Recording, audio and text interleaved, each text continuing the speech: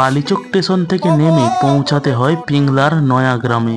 এই গ্রাম সবুজ প্রাকৃতিকের মাঝে একখণ্ড রঙিন বিষয়। 60 ঘর মানুষ এখানে নিত্যদিন পটচিত্র আঁকছে, পটের গান গাইছে, অজস্র শিল্প সম্মান মিলে দিচ্ছে দর্শনার্থীদের সামনে, আবার সেসব গুছিয়ে রাখছে আসল ক্রেতাদের জন্যে। কালীঘাটের বাবু বিবির পট, দুর্গার চক্ষুপট, উড়িষ্যার রঘুরাজপুরের পট, বাংলাদেশের গাজী পট, মেদিনীপুরের হিন্দু প্রাণপট সবই পাওয়া যাচ্ছে।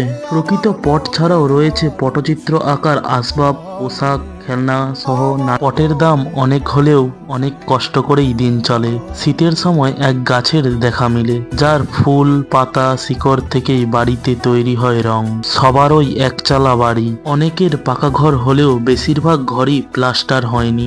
অমায়িক লোকশিল্পীরা ক্রেতাদের অতিথির সমাদরে ঘরে ডেকে বসান। ঘরের মধ্যে 4-5 জনের দল ঢুকে গেলে কোনো রকম কোলের মধ্যেই পট মিলে ধরতে হয়, ঠিক যেন রত্নগর্ভা। অভাবিনী চারুকলার সাথে লোকশিল্পের ফারাক চোখে আঙুল দিয়ে আমাদের আর কি, শুধু এক আদ্রা পট ব্যাগের ভেতর আনতে পারলে মনে বৈকুণ্ঠ বিরাজ করেন।